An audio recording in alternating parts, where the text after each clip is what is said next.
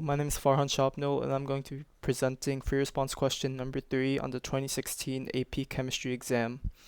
Okay, so let's get straight into it. This question has parts A through F, and it covers the topics of measurements in matter, which is chapter 1, periodic trends, chapter 2, and electrochemistry, chapter 13. So without further ado, let's get straight into it. Okay, so you're giving this reaction right here, and then it says to determine the molar mass of the unknown metal M, a student reacts iodine with an excess of metal to form the water-soluble compound Mi2 as represented by the equation above. The reaction proceeds until all the I2 is consumed. The Mi2 solution is quantitatively collected and heated to remove the water, and all the product is dried and weighed to constant mass. The experimental steps are represented below, followed by a data table. Okay, so this is just a procedure. It doesn't really matter, but what really matters is this chart over here. These are the numbers you're going to use to solve like whatever they're asking us. So let's look at part A. Given that metal M is in excess, calculate the moles of I2 that reacted. Okay, so what measurements matter in this question are these two over here. So this one says mass of beaker plus metal M is this. Mass of beaker plus metal M plus I2 is this. So if you want to isolate for and solve for the mass of I2, all you have to do is subtract these two values because the metals cancel out and the mass of beakers cancel out. So you'll be left with only I2.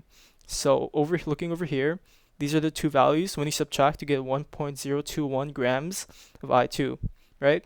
So that's good. But now the question is asking us calculate the moles of I2 that is reacted. So first, let's look at the periodic table, and we could see that the molar mass of iodine is 126.9 grams over moles.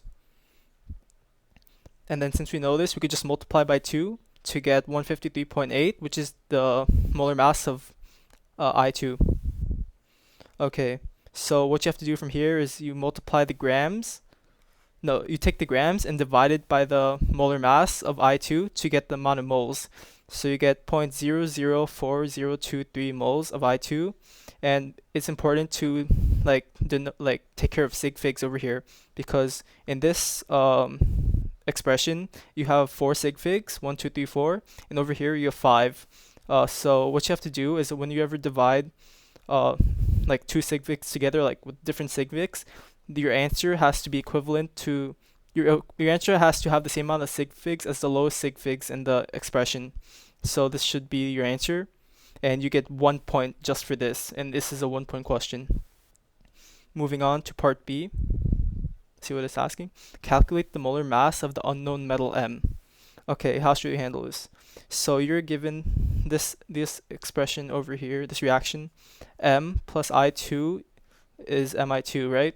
So this means that for each mole of I2, there's a mole of M. So the moles of M equal the moles of I2. Since we already derived from the previous question that there are 0.004023 moles of I2, that must mean there are the same amount of moles of M. Okay? So we know this, and we'll just keep this in the back of our mind. But now we have to move on to subtracting these two values. So this is the mass of I2, first weighing, second weighing. They're the same numbers, so we can safely assume that this is the mass of Mi2. So to isolate for only the mass of M, what you can do is take this value and subtract by the grams of I2 which we got from the previous question. And then once you do this, you're left with 0.263 grams of M. And then from here, all you have to do is divide 0.263 grams of M by the amount of moles you have, and you get 65.4, which is 65.4 grams over moles, which is the correct molar mass for the substance M. So this is a 2-point question. 1 point is for this value, 0.263, to calculate the correct value of the grams for M, and the second point is awarded if you get the correct molar mass of M, which is this value. So one point for this, the other point for this. Okay, next up, part C. Propose an experimental test the student could perform that could be used to support the hypothesis. Oh wait, my bad. I'm sorry. The student hypothesizes that the compound formed in the synthesis reaction is ionic. Propose an experimental test the student could perform that could be used to support the hypothesis. Explain how the results of the test would support the hypothesis if the substance was ionic. Okay, so for this, it's important. This question is basically testing our knowledge on the properties of ionic compounds. So two properties of ionic compounds, they are okay, they conduct electricity when dissolved in water, and they also have a high melting point and boiling point. Okay, so we could use this information to like set up a experiment. One experiment that a college board accepts is this. The student can dissolve the compound in water and test the solution's conductivity. If the solution conducts electricity, that means there are mobile ions, which indicates the compound is ionic. Okay, another option you could use is the melting point and boiling point, because we know that ionic substances have high melting points / boiling points. So you could write the student can measure the melting point boiling point by heating the compound. If the melting point is high, that indicates the compound is ionic. Either of these answer choices will work and will award you with 2 points. So how the point grading system works for this is a 2-point question. 1 point is awarded if you just state a correct test, right? Like this sentence: the student can dissolve the water in the compound and test the solution's conductivity, right? That's for like just the test in general. The 2nd point is awarded if you explain how the test indicates that the compound is ionic. Okay, so there are 2 parts. One is for the test, the other one is for the explanation. Okay, let's move on to part D. The student hypothesizes that Br2 will react with metal M more vigorously than I2 because Br2 is a liquid at room temperature. D. Explain why I2 is a solid at room temperature, whereas Br2 is a liquid. Your explanation should clearly reference the types and relative strengths of the intermolecular forces present in each substance. Okay, so first off, let's get started. Okay, so what you have to write is Br2 and I2 are both nonpolar molecules, which means the only intermolecular forces present are London dispersion forces. And then you have to write the London dispersion forces are stronger in I2 because it has a more polarizable electron cloud, since it has more electrons than Br2. We can see this because as a periodic trend, like I2 is below Br, and like the number of protons go down, like the atomic numbers here, and this corresponds to the number of electrons. So iodine has more electron shells, and therefore it has a more polarizable electron cloud. So that's something you could write.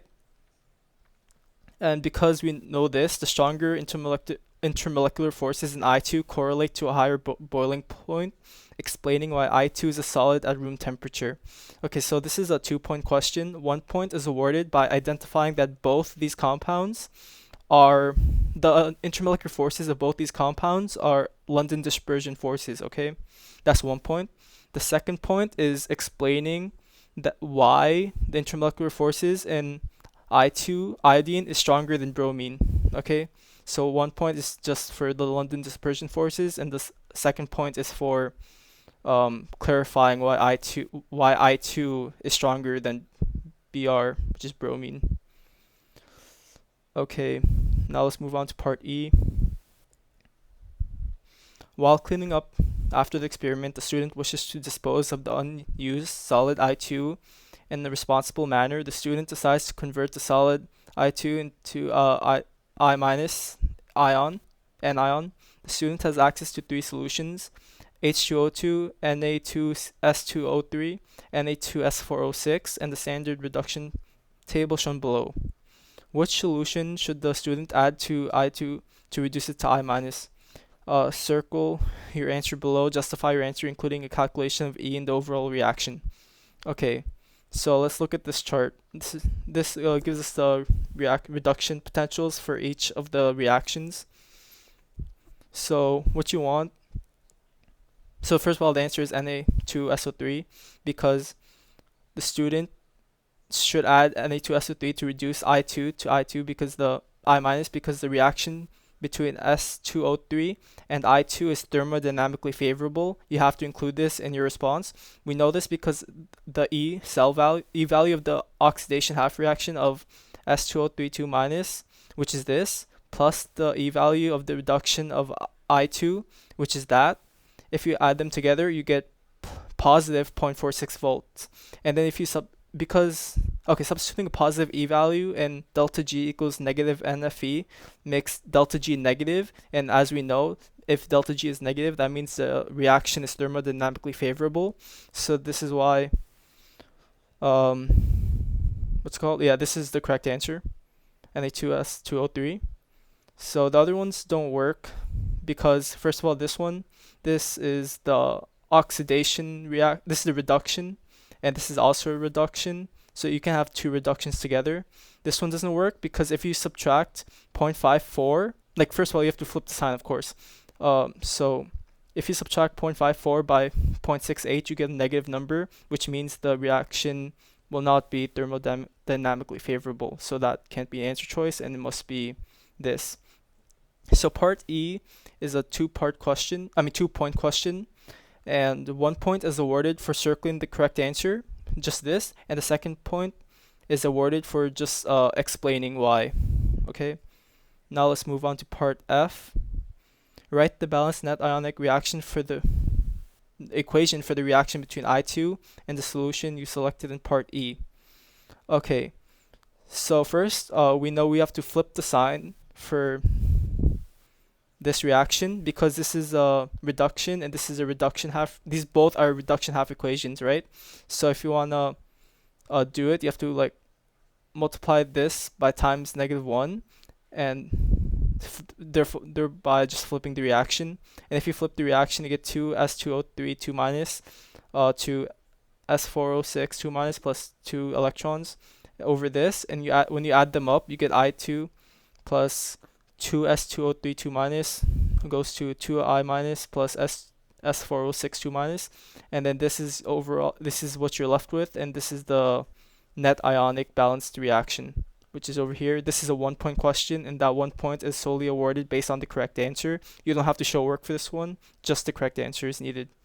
So I guess that's it for question number 3 of the 2016 AP Chemistry exam.